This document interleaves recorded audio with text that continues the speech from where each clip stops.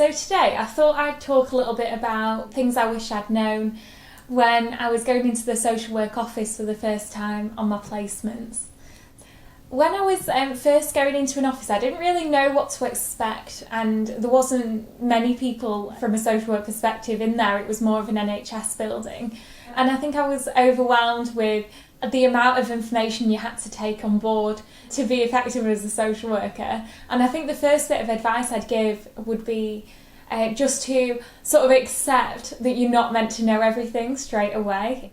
And it's a difficult thing to say. I think that uncertainty feeling can be really overwhelming, but there are some things that you can do to take more control over some of the things that you can control. So one of those things being that when people are showing you how to use the computer systems and how to do the assessments and all the processes of that, I think having a really good system of how you do that is a good idea. That will help you to have to go back and ask people again and again to show you the same thing.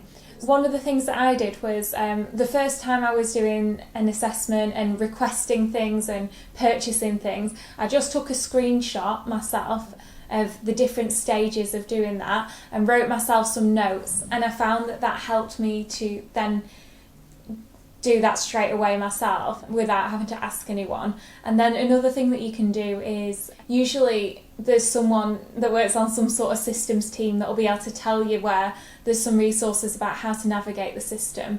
Don't reinvent the wheel if it's already there, but there wasn't something about everything that I wanted access to, so that's one thing. Another thing that I did was I got my own contacts book. So I know that a lot of the time there are lists of people to contact on the team, but you do gather quite a lot of numbers for other places and names of people that are particularly helpful. So start building that straight away is a good idea, especially if you're going to remain working where you are on placement, because the sooner you start that list, the better, really. Little things around things you're learning around care charges and things if you're working in adults, costs for things or things like that are like quite hard to remember. Make sure you're remaining up to date with the current ones, but then make a note of them, because you always find that you need to reference them. And I think another big piece of advice is, I know you feel that you need to have all the answers, especially when you feel under pressure as a newer worker. But it's fine to give yourself time, so you can assess and listen to the person first and find out what it is that they need, but then give yourself time to take a step back and have a conversation with a colleague and read a few fact sheets and find out what it is that you need to advise them on, and then you can start speaking about the service that you're going to put into place. Really, when you're completing the initial assessment, you're more gathering information about that person and what matters to them and what their needs are and things.